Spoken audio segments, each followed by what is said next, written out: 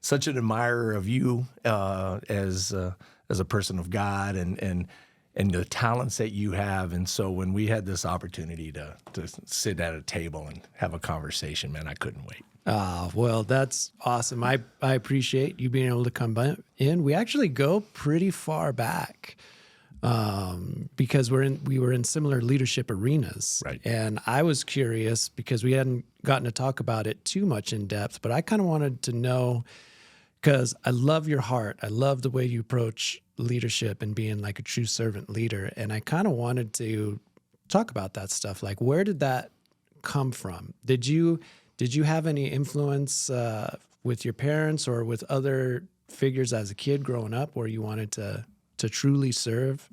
How did that evolve for you? Well, it started with just, this opportunity. And when I was in high school, my senior year, one of my big brothers, I guess you could call it, we all grew up in a small town together. And he was with the Air National Guard. And he had this, he came to me and said, I know you're thinking that you want to get a public service. And so here's an opportunity to get recruited. And I was the first one in my immediate family that was, that enlisted in the military. Okay. And I couldn't have been more blessed because my first fire chief was probably still, to this day, one of the top 2 fire chiefs that I ever worked for, and gave me so much responsibility early on as an 18-year-old kid that... So what branch was that you got into? This was the Air Force Air National Guard. Okay, so you went right into the Air Force. You went through your academy and you came out as a firefighter? Right. Okay, great. Right. And so I'm an 18-year-old kid from Huachuca City, Arizona, Tombstone High School grad. Yeah. I was, I think, the class of 36 students, and I was the 35th smartest one in the class. All right. I was there. The other one was an ERP kid. Yeah, it was an ERP kid. Yeah, far from the valedictorian and salutatorian, right? Right. And Chief Don Moody. I get goosebumps even thinking about him, right? And he was such a great mentor, and he put so much accountability and responsibility on us. And every one of us had our mold. Mm-hmm. And but he was the first one that really instilled into me that you have a purpose and you have a calling, and I need you to perform in this way and be a part of a team. Mm-hmm. And I think that that's part of what we lose sometimes today, is that regardless of how we're brought up, at the end of the day, when we raise our right hand to be public servants like you and I were, it's not about the I anymore. It's about the team. Right. And how you mold into that is up to you. Sure. And sometimes there's influences like us when we were chiefs to be able to influence that. Mm-hmm. But man, I'll tell you, he was spot on. And he gave me so much responsibility as a 19-year-old kid, 20-year-old, 21-year-old. I had other opportunities to be on other fire departments. Took advantage of some of that later on in my career. Okay. But why move when you have such a great team around you and Right. a great chief to guide you and mold you? And it's almost like, I remember getting into some of those teams early on, and especially as when you're in charge of those teams, and you kind of have this... There's a fine line between building such a great camaraderie that you also don't want to stunt the growth of the people underneath you, because right. Even in this relationship you had with Chief Moody, is sometimes it can be so great that Shane Clark doesn't want to promote, or he doesn't want to go anywhere, or some of your other kids where you see that potential and they should be growing, but they're like, oh, it's so great here. So it's like you want to create that great environment, but you also want to continue to develop those little duckies so that they can hop out of the nest. I don't know. Do ducks go in a nest? They go on a line somehow. They follow. Exactly. You want those duckies to thrive beyond your crews. So you're doing you've done a few years in the Air Force. How much total time did you put in there? I did, within the Air National Guard, I did 34 years. And 29 of it was in the fire service. And then I followed up with whatever the plus minus is on that 5 years. I did as the senior enlisted leader for the Arizona National Guard. Okay. And then that was my last 3 years. But I was a wing command chief, which allowed me to take my skills that I'd learned in the fire service, especially as growing from a firefighter to fire chief, and translate that into an opportunity to build military leaders, especially the staff sergeant, tech sergeant, but then, that master sergeant, that senior enlisted, that senior non-commissioned officer that had influence over airmen. And my platform was servant leadership. And that, I had the philosophy, I'm sure much like you did when you were with the chief, that roles that you had, is when I walked into the door of my office, they were my bosses. My employees were my bosses, my subordinates. I had to make them successful.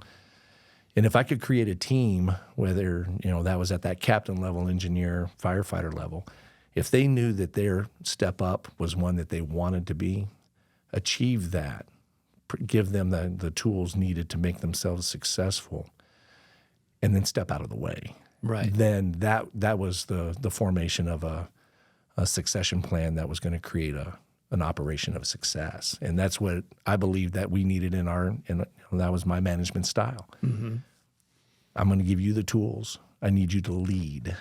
And we're going to have that conversation, and then let's go out and make our Air Force better, our Air Guard better. Well, did you run into conflicts early with that? Because servant leadership it's a great idea. It's a great thing that a lot of people say. But a lot of times in a top-down military structure, it doesn't always come off that way, because there can be old school leadership that it just starts to badge tap or starts to say, well, you do because I just told you. There's a time and place for that. But did you find any conflicts with your early leadership style of going servant leadership, or did it fully align with what was going on in the Air Force? No, I would say that there was some conflict. And, Chief Moody was my chief for a while, and then I had the next chief after that, and the next chief after that, and then I became the chief. But that in between, I think that sometimes we grow so much from working with leaders that do not meet that leadership style. Right. You can learn a lot from how not to do it. This is not what I'm going to be when I grow up. Right. And certainly, absolutely. I can't say that my path to the way that I led my organizations and the style of servant leadership, that I just had 20 years of that before I was able to be the fire chief. I learned from good, and I learned from those that were great human beings, that they just weren't very good leaders. Right. And that was good. That was an opportunity to grow and to be able to be more holistic and more encompassing when I had that opportunity to put those 5 bugles on, or that chief master sergeant stripe on. Right. To be able to take my style. I passed, I promoted higher than those that were in positions people that I reported to. That was conflict, right? Because now going into supervising somebody that you were reporting to not too long ago. Yeah, it was a little, and people think that was the platform that I was creating, and that I was the shining star. I never looked at it that way. I just made sure that I was well balanced. I had a great platform, in my opinion, on how to lead an organization, and I got a chance to do that as a frontline supervisor, a captain. When we served as captains, I still think the fire captain is the most important position in the fire service. Get the work done and influence the people getting the work done. Right. Back to that crew level, right? Yep. The influence that we had as captains to have that 3 or 4 or 5 firefighters. Same thing that when I talk to law enforcement agencies, that sergeant that's in charge of that squad, that platoon leader or that squad leader in our Army, that flight lead that's in our Air Force. Right. People of influence that have the people in the shops with them, and they're not just making the mission happen, but they're influencing those subordinates and making them the best that they can be. Right. That's servant leadership, and that's at its core. That's the best place to be. We just decided to become chiefs. Why do we do that? I don't know. Maybe we'll figure that out as we go down this podcast. But, so how did you deal with that? How did you deal with the young gun, so to speak, coming in, and now you're leading somebody that you were reporting to? Did you have to have a sit-down conversation, or walk me through that a little bit as to how that worked? I'm a firm believer in crucial conversations, that you just can't table it. You and I've had conversations in the past, in regards to how we grew up, right? Yeah. And at the beginning of my, my career, I was kind of one of those, hey, and I still believe in this, that, my team is my family. I didn't do a really good job at the beginning of, progressive discipline and crucial conversations Okay. at times, right? Hey, I reported to you before, now you report to me, or I want you to be, we're still buds when all is said and done. Right. So it was the school of hard knocks and transitioning some of the style, right? But it had to go back to crucial conversations, and there was challenge in that. I'd bypassed a couple of, for example, ACs when I became the chief that were my ACs, and we had to have those conversations, and sometimes they were successful and sometimes they weren't. But at the end of the day, my belief was, especially with my management teams, was that if it's not life and death, and this was one of the things I learned early on, is that we grew up in a crisis management profession, and we had to make decisions on the spur of the moment a lot of the times.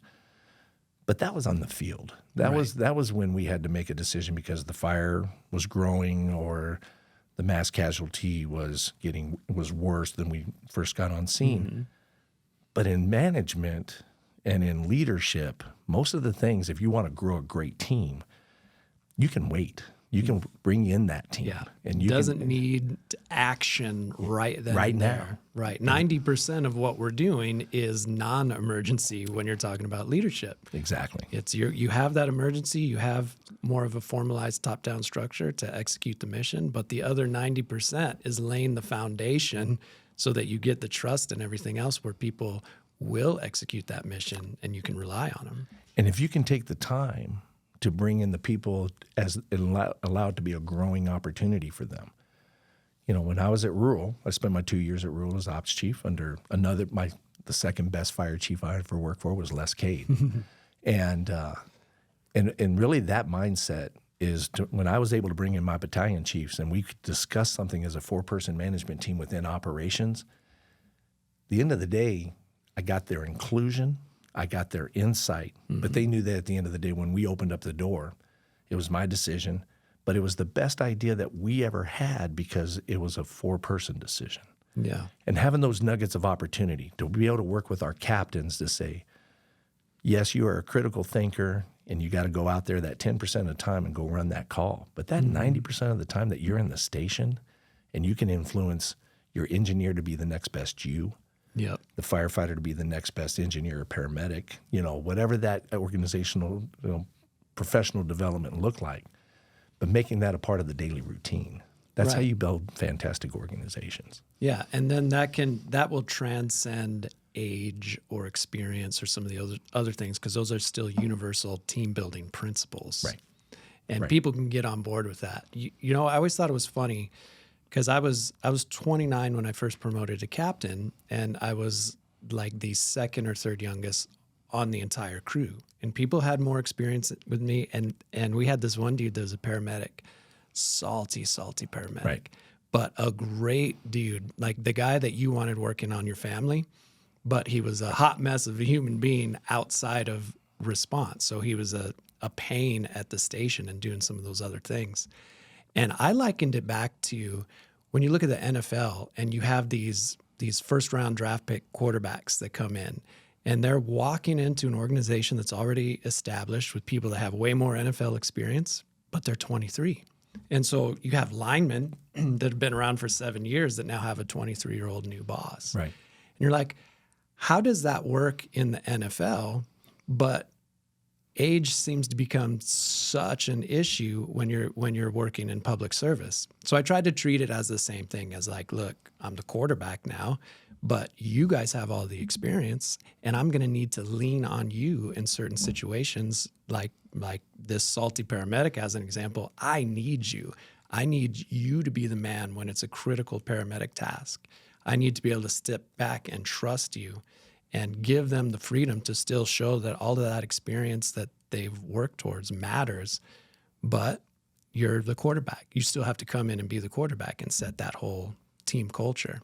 So I always thought that was interesting how a lot of times with public service, it's like, well, you can't be a fire chief until you're 50-something years old because you need 30 years of experience. But we're going to trust a 22-year-old hotshot to run an NFL franchise because he's got the skills and he's ready. So how do you balance that?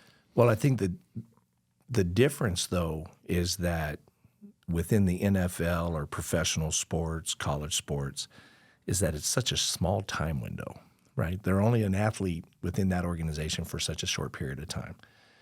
Even if you spend a career, it's the life of a NFL quarterback. Yeah. Or whatever. It's a short span, right? 4 years for running backs is right, what I think yeah, it was. You know, Like, and then there's that opportunity that if they're not happy, they go to another organization, and you're starting basically all over again. The way that we grew up in public safety is that you have 30 years of experience under that roof. Mm-hmm. And that's a great thing, and that's a really difficult thing. Mm-hmm. Going back to some of the statements that you made earlier. But it's always influenced by those that, if they're with the great leadership styles, or those that I'm sure that when you were that captain, knowing you for as long as we have, and having the influence of those that were many more years on the department, even probably more years on the department mm-hmm. than you. But if the leadership style was there, they were ready to go to war with you. They were ready to go into the fire with you. Mm-hmm. And what I see in our public safety is the day of us when you spend a whole career. I spent 29 years in the fire service. I see many friends of mine that did 20, 25, 30 years, influenced by 3 generations. My National Guard was that kind of an organization. It wasn't like an Air Force base where you spent 2 or 3 or 4 years and then you did a permanent change of station to another location. You're really starting new again. The National Guard was built on a 30-year foundation. I mean, I worked with people that were in that job for 30 or 40 years mm-hmm. and influenced me, and I influenced them. Yep. But it was this multi-generational profession. Yeah. And so the influence is good or bad, mostly good. I mean, mm-hmm. we wouldn't have spent the time that we did if we were not happy with that. Right. But I was able to influence 3 generations. Mm-hmm. I was influenced by 3 generations before me, good, bad, or indifferent. And I think the challenge in our public safety today is that we don't have that multi-generational. We're going to lose it more and more. Yeah.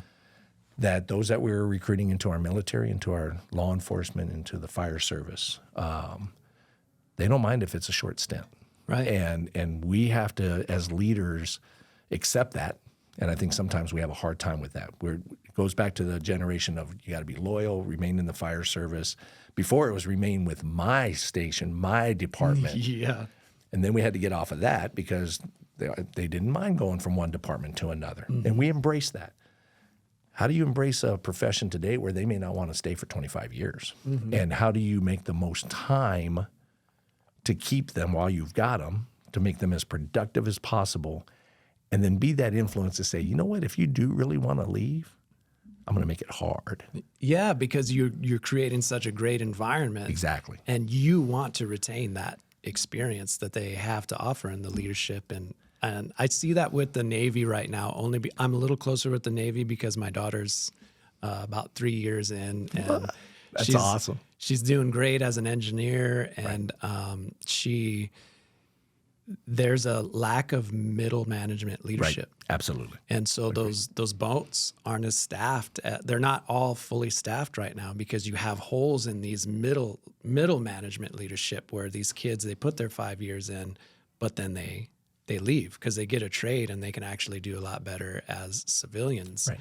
And so I can see a need to do a hard push to keep somebody like my daughter re-enlisting when she hits her 5-year mark and it's ready to either re-up or hop out, because that's where it seems to be these holes are.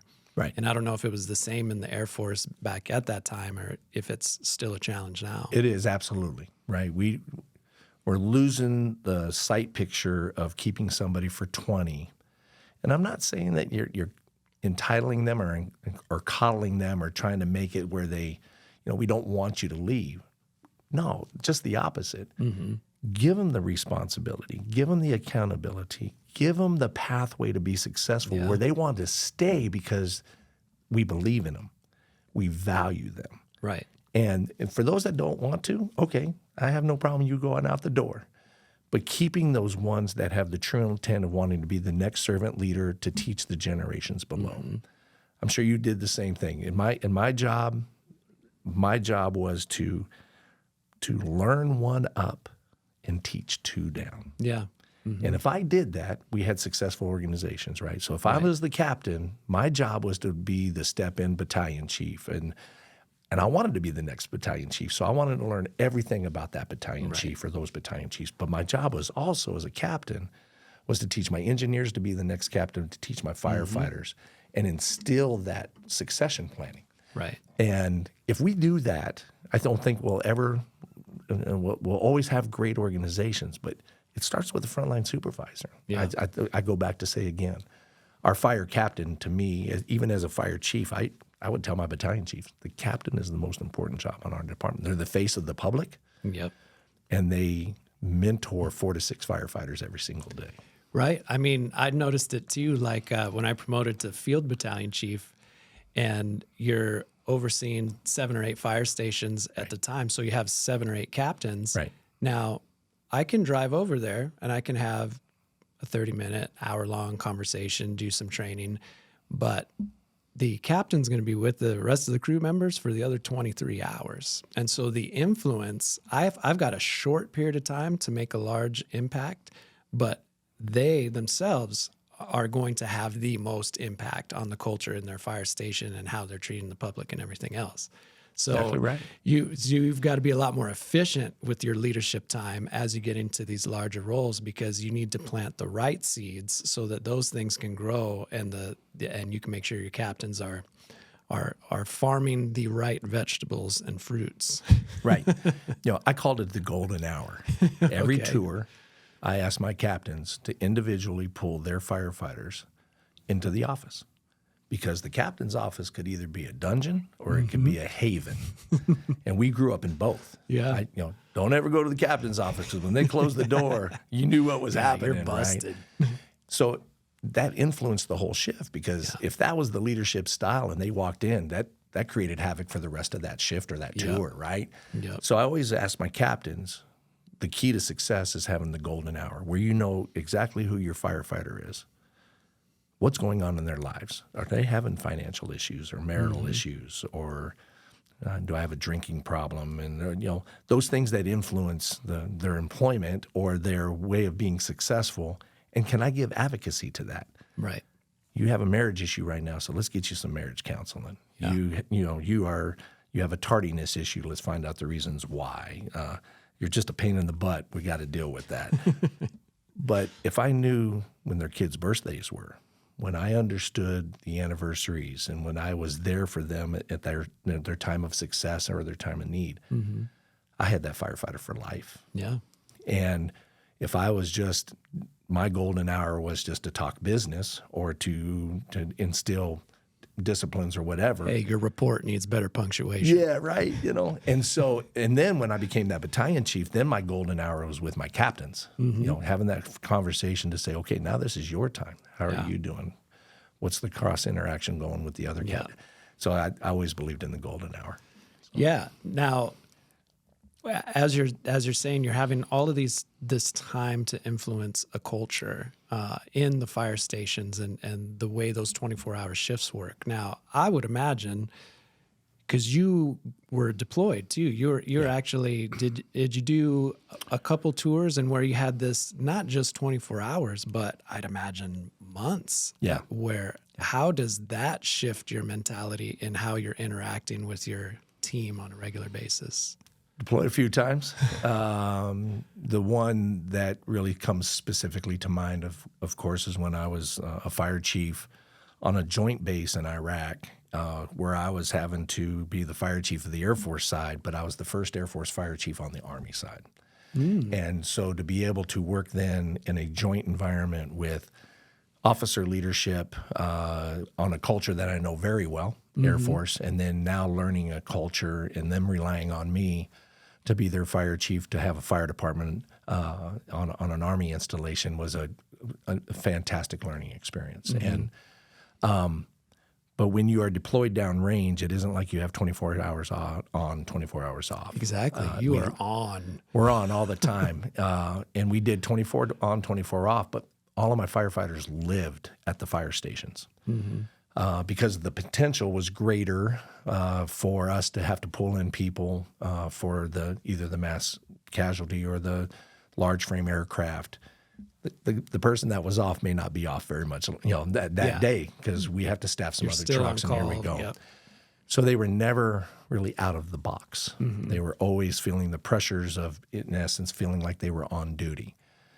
The other great thing about the team that I had was that it was influenced by a lot of EMTs and paramedics, a lot of Guard influence. Again, the Air Force does it a little bit differently than the Guard. So all my EMTs and paramedics worked in the ER. The Level 1 Trauma Center in Iraq at that time was at the base that I was at. So they were transitioning from working a 24-hour shift on because it was in their heart to be able to go take their skills and be able to help our medical corps that was shorthanded at times. Yeah.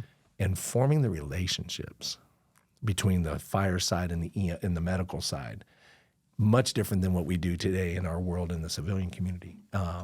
It was very rewarding, but as the fire chief, I needed to make sure that I was taking care to give them that time to be able to breathe a little bit. So that was a new interface that I hadn't had to deal with in my management team. So, all right, you guys are going to do all this stuff, but I still need you to go breathe a little bit. Go to the gym or go get off this installation, go to the movie that's on base or go to the commissary, get some food or something, but do something. And a lot of them don't want to do that, Right. especially the high performers, right? So you have to Right. step in and you're throttling back their service time. Exactly.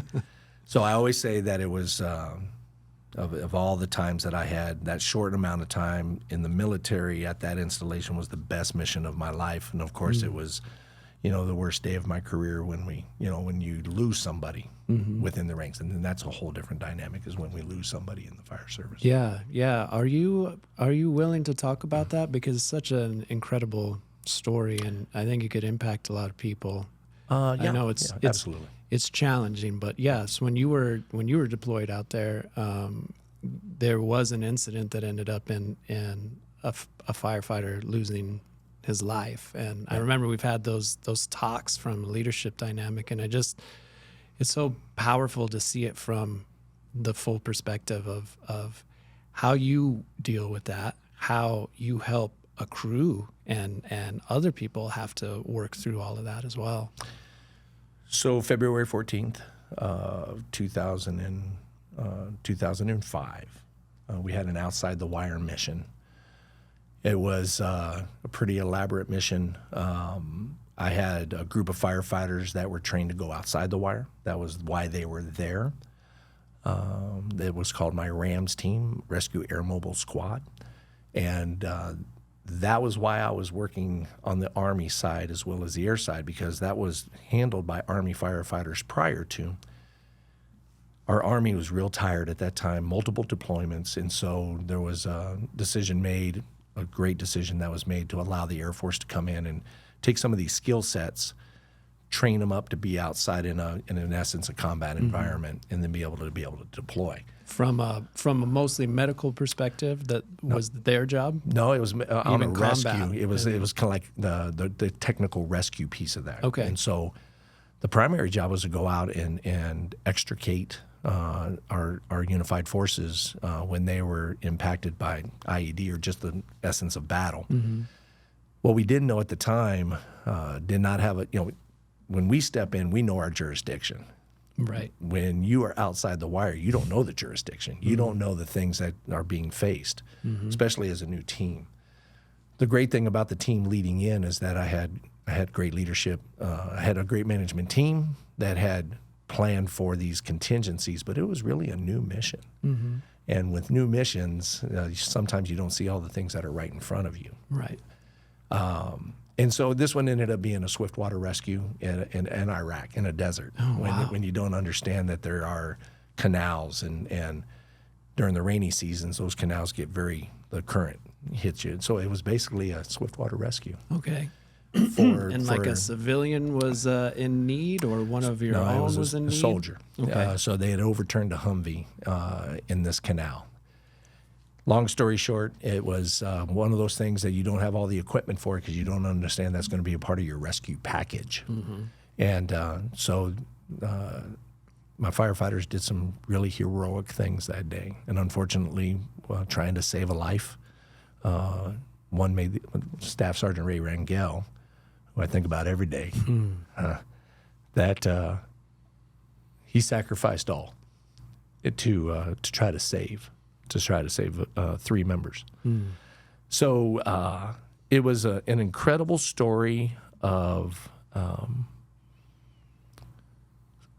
the things that happened after with bringing Ray home, the fortitude of my management team to make us prepared for that next one, and the ability for a department that cannot just go home or have go off duty. Right. The incredible resilience of a group of Air Force firefighters that I will always remember and greatly admire, and be honored that I was their chief to be able to get through that event. You had to. And to be able to take the mission, the next one, and then the next one, and the next one. And it was. I could talk hours about the influence that I had on that department to get through, but it was really the outstanding leaders that I had that were already in place that knew how to walk through this together. And then I will say that if it hadn't been for our chaplain corps, our Air Force chaplain, to be able to come in and be able to sit down and be there for my firefighters in the weeks after, and then be there for Chief Clark in the after hours after I had to leave the department to take care of Chief Clark. Major James Summers and his chaplain corps were incredibly important and life-saving. Yeah. For us. Well, especially when you're dealing with a loss like that, you're in a foreign country, you have nowhere else to go. You have to resolve this matter and still get ready for the next mission, like you said, and still have your people combat ready for these future things. So there's so many emotions and processing, and I'd imagine even existential challenges as to what are we doing here? What are we doing this for? To have a good chaplain provide some perspective had to have been incredible, because not everybody in there, I'm sure, is a man or woman of faith, but at the same time, there are universal principles that would apply to the human condition, right? Yeah, and I don't know if I'm not sure you know this part of the story, but I didn't grow up in the church, and my faith was building at that time. Thanks to my wife, who drugged me into the church, scratching and clawing, and but I was while I always believed in God, of course, I grew up in a family that you didn't talk about two things in the household. You didn't talk about religion, you didn't talk about politics, and that was the household I was brought up in. And it was after we had children and we were starting a young family, which was very young when I deployed, a toddler and really just a baby. That we got into church, and I actually went through the membership class for our church. The chaplain, the pastor, Craig Coulter, actually came to the fire station while I was packing my bags, getting ready to deploy, and we went through the membership class. And I gave my, and it was funny. The story that's shared is that he says, "Hey, are you ready to accept Jesus Christ as your Lord and Savior right now?" And I said, "No, I'm not." And he was taken back. He gave me this like, What? Isn't that what we're here for? And I said, my wife Lori's got to be here. She's got to be a part of it. And so yeah. And so here I am now deploying, and I have this situation that as tragic as it was, I was actually a replacement for a fire chief that was scheduled to go, and his deputy chief, who then became my deputy chief and a great friend. he said at the end of that deployment that I was brought there for a purpose, and that was to get the team through. It may have been maybe just for the reason of getting the team through that tragic time, because he wasn't sure that if the person that was supposed to be there at the beginning would have been able to do that. Yeah. And I don't take credit to that because it was a team effort. But if I was there because that was what was supposed to have happened, for me to be the chief of that beautiful department and the mission that we did and the things that we accomplished and the tragedy we had to face, okay, I'm good with that, because I truly had some beautiful and special people in my life that we touch base. Some of them I haven't seen in 19 years now. We just had the 19th year of that event, but I still talk to them all the time, many of them, all the time. So would you say that going through that as you're cultivating a new faith or new understanding relationship with a creator, that then was helpful to process some of that stuff, where it became kind of like you said, right man, right spot for this particular mission and what was needed for the entire group from a leadership perspective? Yeah, absolutely. There was part of my team that had all the spectrum of faith, not faith, right? Mm-hmm. Same thing we see in our public safety, right, across the board. But having the resource in place to allow, and I believe that every one of them appreciated when the chaplain walked into the room for the reasons why they were walking into the room. Mm-hmm. I think the other thing that it showed me is that you can have, that you have to take care of the firefighters even when they don't want to take care of themselves. Mm-hmm.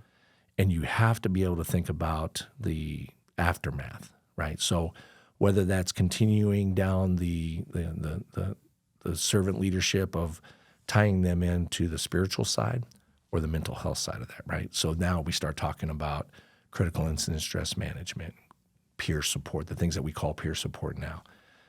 But it was critically important for me to be able to allow my team to be able to walk through a process where we were taking care of that piece of it. Mm-hmm. Because for many of them, this was their first experience. There was a crew that Ray was on, and they were front line, and making sure we were taking care of Dan and Frank and their assistant chief. Mm-hmm.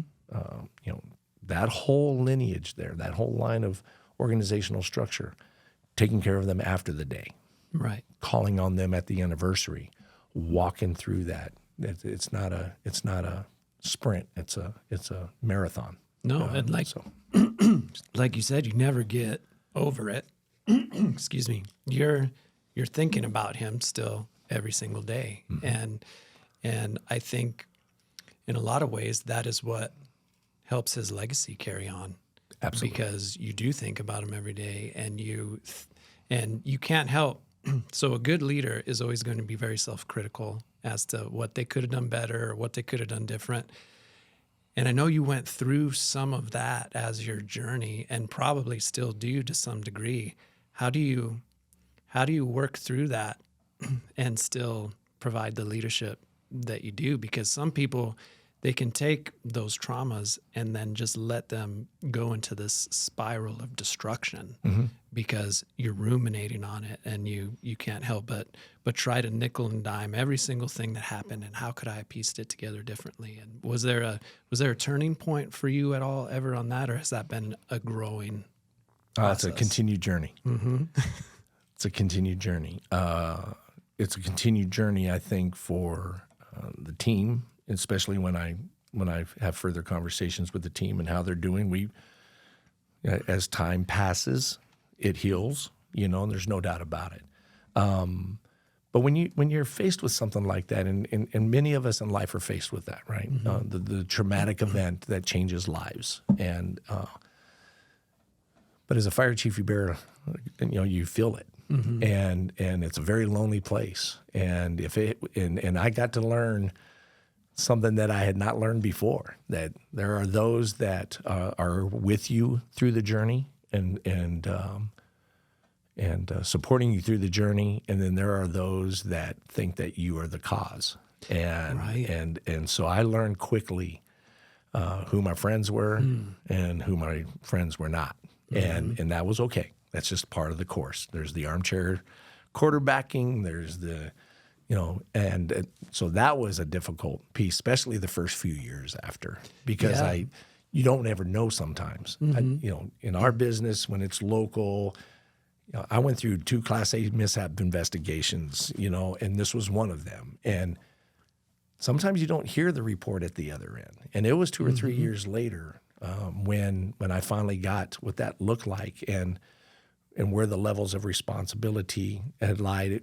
Here's what I know is that when you walk through this type of an event, if you are doing right and you are looking at it internally, regardless of the external, the team that I was honored to work with and lead, I went to them the same day that this incident occurred, and I said, guys, guess what?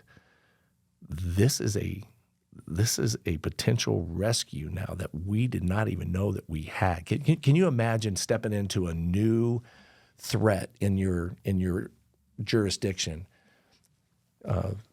Let's just take the Swiftwater, right? You guys, I can't imagine that time when our firefighters became that first Swiftwater, whatever many decades ago that was. But you got to get all the equipment, then you got to train, and then you go operational. We didn't even know we had that. And so at the same time that we are trying to figure out where Ray is at, and we're trying to walk through the process that we know that we now have a missing firefighter in action, at the same time, I know now we have a new mission that we're not equipped for. Right. And I went back to my leadership team and I said, I've got a bunch of really smart people here in the room, many of you coming from walks of life like I did, we have now a Swiftwater mission, and we're not equipped for that. Give me the list.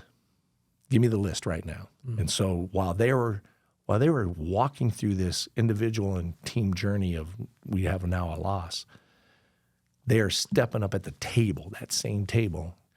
And 2 hours later, I had everything that I needed to build a Swiftwater rescue team. On the equipment side, I went to my boss and I said, I need this, I need it now. And within 24 hours on a C-17 transport, I had every piece of equipment that I needed to make us successful. And then in the next days, not weeks, this had to be done now, we trained everybody up on how to handle Swiftwater rescue. A bunch of firefighters that wasn't in their job jar. Right. Because we knew that we could have this again. And guess what? 6 days later, we got deployed out for a troop transport in the Tigris.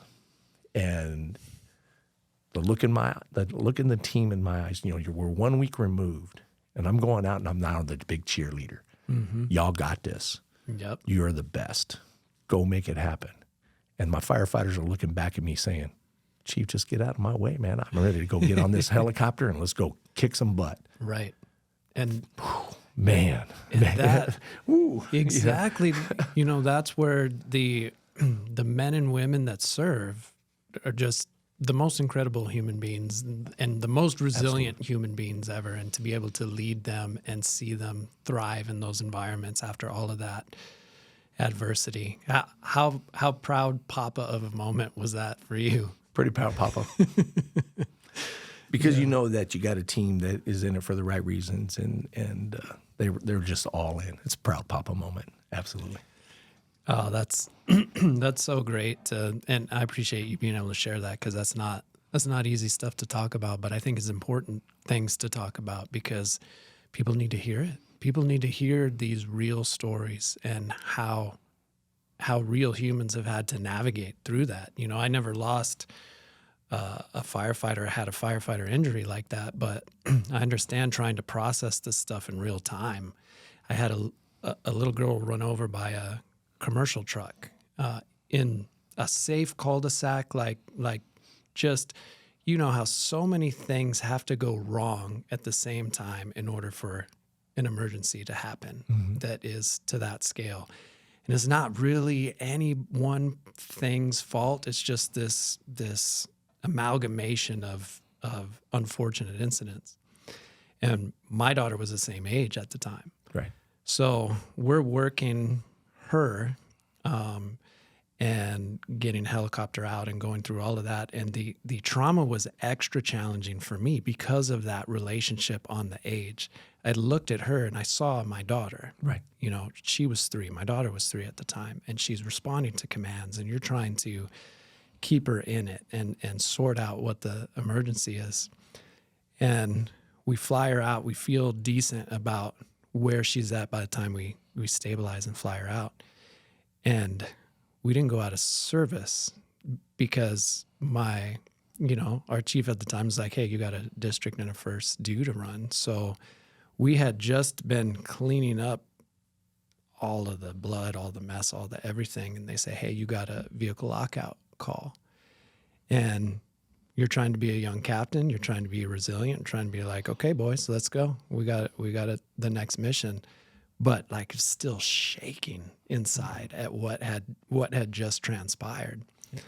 And then we go to this and the guy who had locked himself out of the vehicle, it was just one of the services we provide in vehicle removal, he kind of pops off and he says, geez, guys, how many firefighters does it take to unlock a vehicle? And, he meant no harm by it.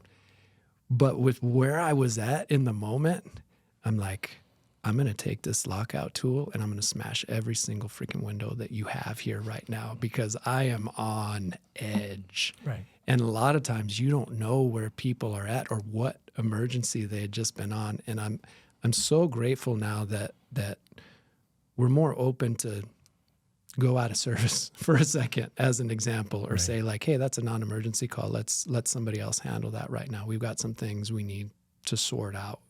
We were all still amped and still trying to provide service for these non-emergency things. And I remember it was like, okay, that's a situation where I'm going to have to, because you're trying to be as up as you can for everybody else. But internally, like I was ready to get to violence, just going on to that next call because it was too much. Yeah. And you've got your same people being deployed, having to process all of those emotions and then still go do another emergency. What are you typically looking for as signs, symptoms that maybe one of your firefighters isn't right, or maybe they need to take a knee or step out? Have you developed some extra skills with that? Yeah. So that's an interesting question, by the way. I think this is where you have that opportunity to grow your team because I'm not with them. I was, at that stage of my career, you're not with them every day. Mm-hmm. And you may not have the relationships that you have when you were in the station every day. And it goes, so then how do you build the team to be your eyes and ears? Mm-hmm. Because again, when I was in the station for that first 20 years, going into captain and all that, I knew everybody on my team. I was the one that would say, you're off or you're on, Because you knew them, because you had those golden hour conversations where you knew what was happening in their lives. As a chief, especially a larger department, I may not know the one that just came out of the academy and certainly will not know them the way that I used to know them when I was the lead in that station. Mm-hmm. So that's where the importance of professional development and grooming to be able to show the importance of that every one of us are that safety officer, right? We always used to say that all the time. Right. Every firefighter is a safety officer. Well, every firefighter is a buddy, or the wingman is what we call it in the Air Force. And if I'm off today, and the person that's closest to me, it could be the senior firefighter, the person on the crew, the captain. If they can't recognize the flags, especially if I'm one that keeps it internal and I'm not going to express the flags, I need to rely on them. And then they need to be able to say, hey, Scott, you're a little off today. Let's walk through this, right?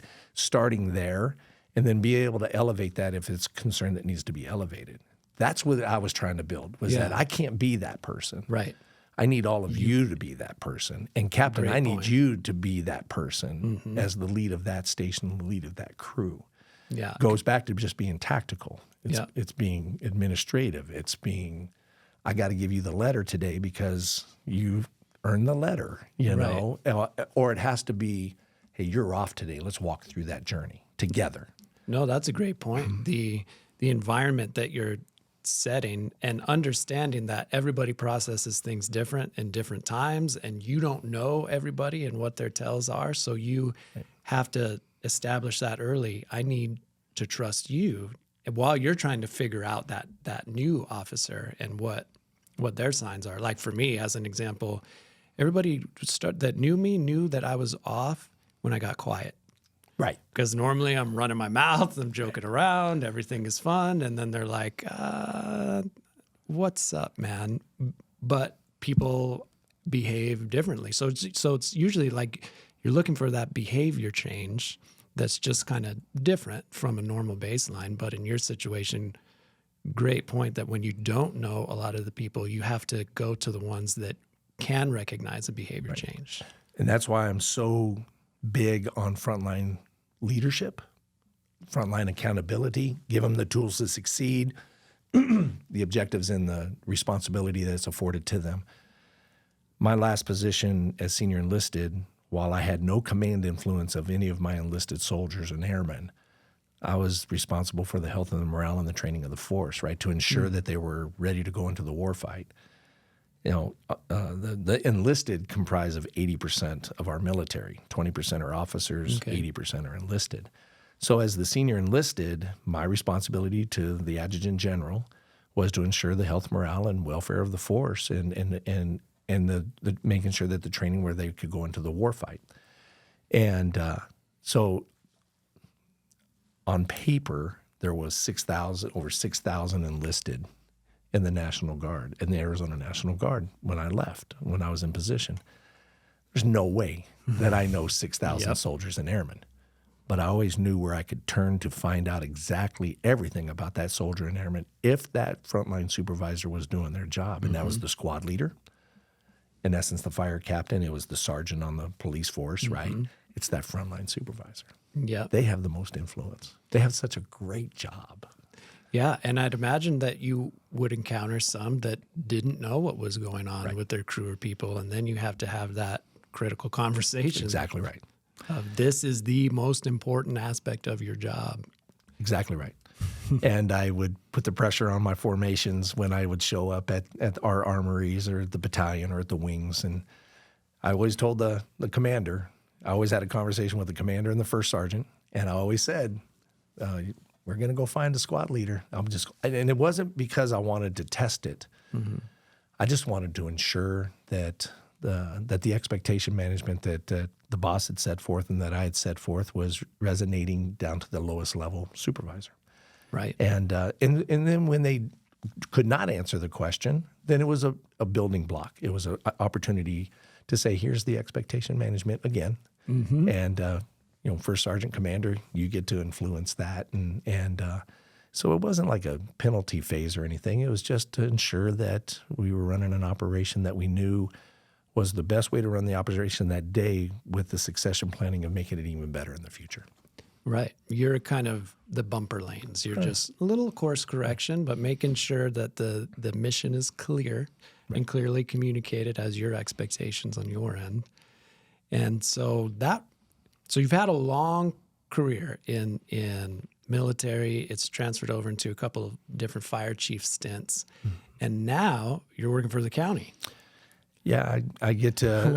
What's going on with that now? Well, you have to get out of the public safety side at some point, and I just couldn't figure out how to get out of it without still touching it a little bit. I guess. So you're still touching it. Yeah, I get a great opportunity to lead the Mighty Eight. I'm honored to lead such a great team at the Office of Emergency Management.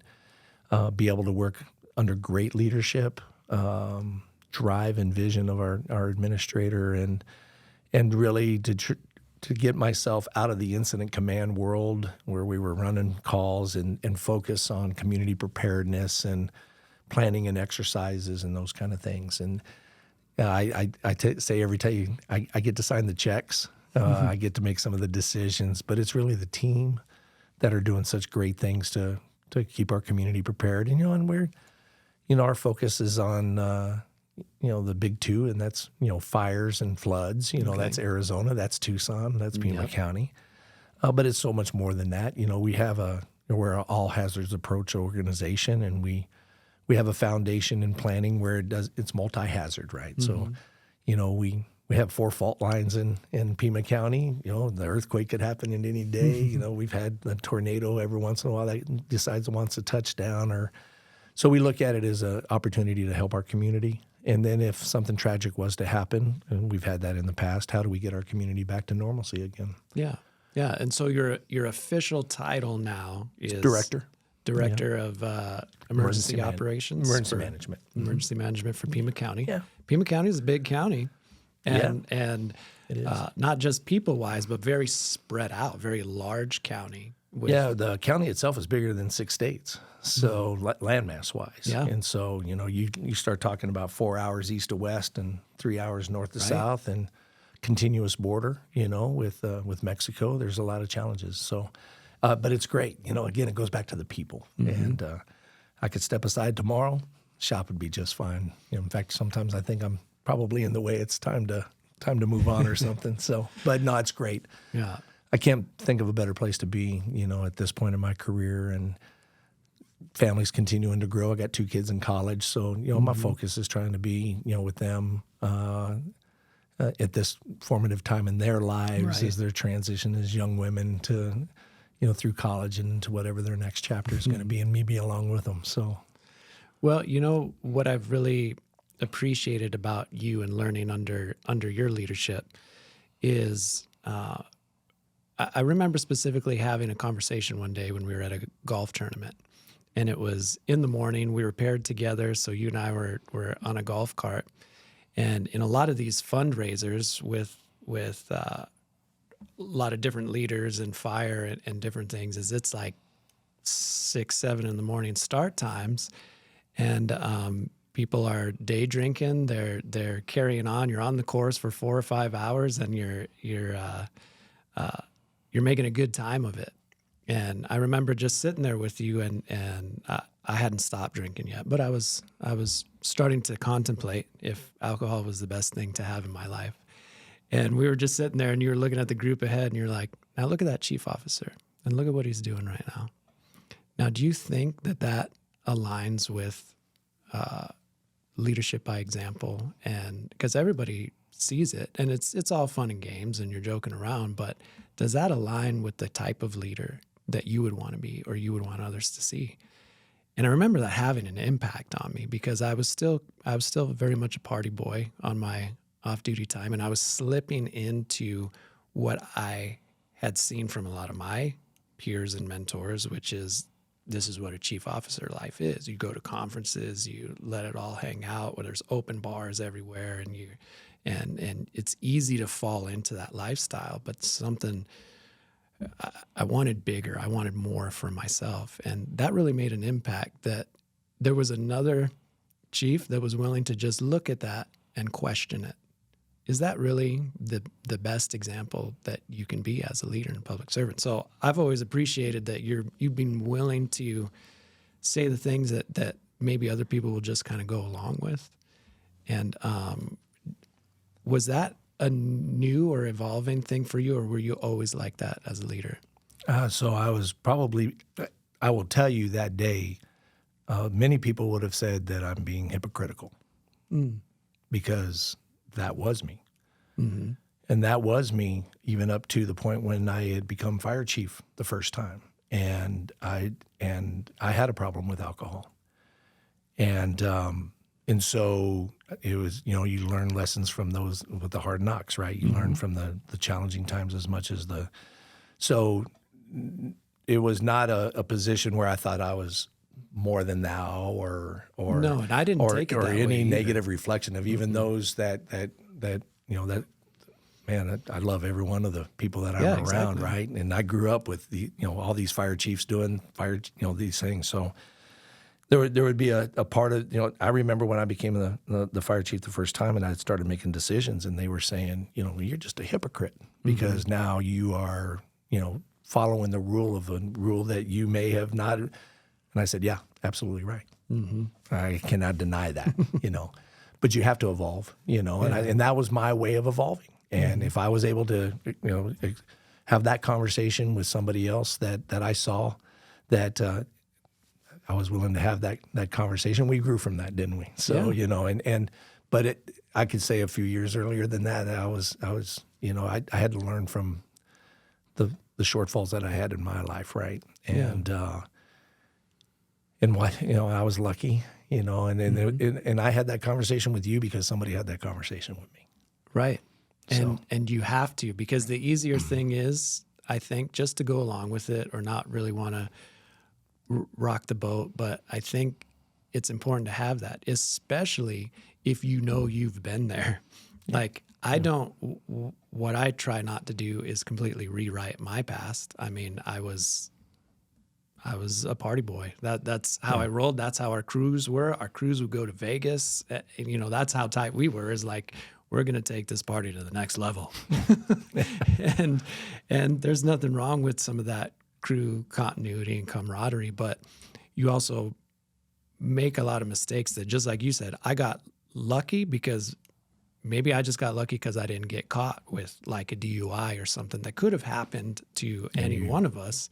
You're hitting the nail right on the head. And so if you're not going back and saying to the next generation, is that really where you want to be? Is that really what you want to be doing? Because it's easier to say nothing, but if you want to challenge it and say, hey, I know I was there and I made some mistakes and I've also done some things that have changed my life in a different direction, both positive and negative.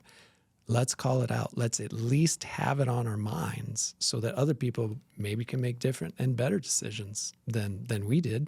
All you can do is allow people to learn from the things that you've done right, and then sometimes from the things that you didn't do right. Yeah, so I appreciate your willingness to even be hypocritical, if you will, in that moment, because we've all been there, but to challenge the reality that we're currently facing, because there is a huge alcohol problem in the fire service and in a lot of public service, and because it's such a high cultural thing that having alternatives, perspectives and different influences on people that might do something different or behave in a different manner next time there's an open bar, like, it goes a long way. Well, and I think that it, cultural, yes. I would also say that it's a way to relieve pain sometimes too, right? And again, it goes back that is the medication. Goes back to the conversation we had before, is that, what's the root cause? The root cause for me was, I enjoyed it, but there's many of those at the root cause could be because they want to try to mask something else, the mental side of that. And so that's why I'm so big. In another great organization that I get to be a part of, the Fiesta de los Bomberos, the Greater Tucson Fire Foundation, in the areas of mental health, cancer, and cardiac, to be able to shed light that it's okay. And that there's advocacy for that, and that there's tools for that to be able to help you. And so the things that we do as a committee of volunteers and the cause that we get to have, the platform we get to have to help firefighters that are encountering those things and being able to provide the tools. Great reward. I got brought into at the time, the National Fallen Firefighter Foundation because of my experiences deployed and with Ray, and I got to join that great organization, and it transformed into the organization that we have it now. But to be able to raise funds with a great group of people, to be able to take care of those that when they need help, when they're at their need, that's pretty cool. Yeah. Oh yeah. We've talked a lot about leadership within the different organizations, and you, just like you mentioned, it extends beyond into volunteers and charities. And I know that you do a lot of charity and service through church, and those are some fun ways to serve too, right? But getting out in your community, not just making it about service within your organization, but how can you support things that are outside of it too, right? Right. And you're I hear you're a great singer. I mean, I haven't just heard you're a great singer. I've gotten to hear with my ears. Yeah, one of these days I'll be just like you when I grow up. So no, you go back to being able to give back, right? So I give back to the fire service because the fire service was so great for me. They built me. I mean, the best thing I ever did was raise my right hand June 28th, 1983, to join the Air Force and the Air National Guard, and afforded me opportunities that I would never think imaginable. And then the fire service, of course, and so I give back through professional development. I work with the departments as needed, and when they need my services to give back. And Fiesta de los Bomberos, another one of those advocacies. I'm sorry, another one of those areas to be able to give back. But yeah, so I love singing on the praise team. I love taking our medical background and be able to take care of those when they are ill or injured in our church. And then I've coached my whole life. I coached my kids, and to be able to give back to the sports ministry. That's my 3 areas that I can think that I could support the church, right? And the sport groups within the church, and seeing how you've grown in the music ministry is an inspiration to many of us. I really look to you as a mentor in that, right? I watch you, and I take the idiosyncrasies of how you deliver that message, and I try to build that within my own platform of ministry. That's cool. I never shared that with you before. I just always wanted to sing with you, man. But I think you grow because you look at the people around you. Yeah. And then we have such great influences in our lives. And we have some that are not, and I table them to the side. But I try to gravitate to the people that I really admire. Yeah. And you're part of that in the music ministry, and the great chiefs that I got to either learn from or work with, right? So many great chiefs and great assistant chiefs and great captain, those that just love doing what they're doing. Yeah. I gravitate to that, and I want to learn. I'm always a student. I was never really a big educational in the classroom student, but I was a huge student of those that were such great influences to me, that I saw that, wow, you're doing that so great. I want to emulate that, right? Yeah. Yeah. Surrounding yourself with people better than you, right? Yeah. And there's so many that are better than me. Way many. And then I feel like I got this whole life. Yeah. Not whole as in, although this whole life, I have a whole life. And I got a great wife, who was a retired public servant herself, firefighter, paramedic with Tucson Fire.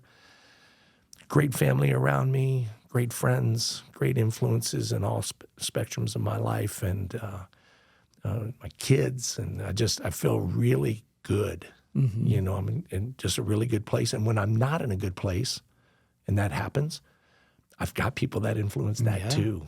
Yeah, right? Exactly. Because we're not all great all the time. Nope. I went off of an edge.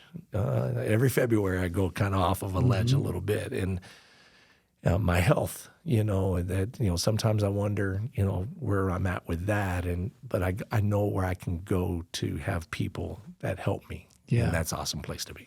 Yeah. And so you've truly been blessed with a life that has been able to build around that. But like you said, you were the first one in your family to join services in that regard. And in my immediate, yeah, and it was foreign. And so what I'd like to try to do too, and maybe we can close with this, is bringing those kids into public service that are great kids, but don't really know what they're getting into. Maybe they're considering, they're like, oh, Air Force might be cool, Navy might be cool.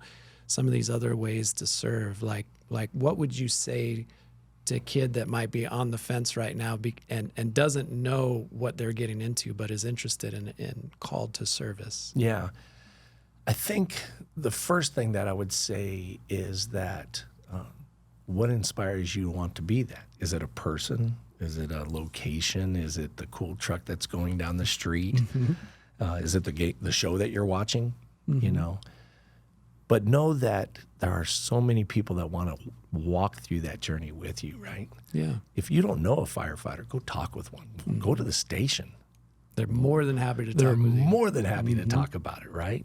I think today's generation is more than happy to talk about the great things about it and the challenging things about that, given the holistic view, right? Don't look at it as a something on the screen or a picture on the wall. Go find out about it. Yeah. And I think that this generation really likes to do that. They're not afraid. As much as it can be aggravating sometimes or frustrating sometimes, they are not afraid to have a conversation, and they're not afraid to learn. Yeah. And this generation, now whether we can keep them to stay 25 years, that's a different conversation. But they want to explore getting their foot in the door. Yeah. And I think if I do anything more today out of uniform than anything is, there are those like you or those like friends or family that says, hey, I got this person interested. Would you have a conversation? Yes. And I do this all the time. Have a conversation with somebody that is thinking about getting into the military, thinking about getting into the fire service, active duty versus the guard or the reserve.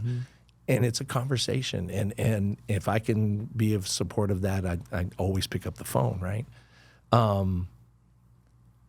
So explore it, and then there's so many opportunities to become a firefighter now, right? I mean, just the job opportunity is it's a recruit-rich environment right now. And the way that they can go about getting their through their academy, it's not just department-based anymore. Pima College has a fantastic public safety program, and there's so many ways that they can achieve their goal. Yeah.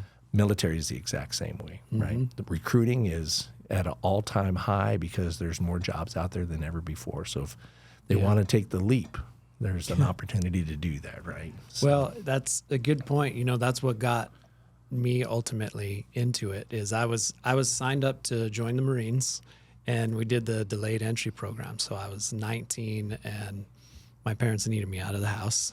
Yeah. So I was like, well, here's a good, I guess I'll do this. And with the delayed entry, they allowed you to enjoy the whole summer, and then it's like, you're mine. You'll deploy in the fall. So I was like, well, I guess that's what I'm doing.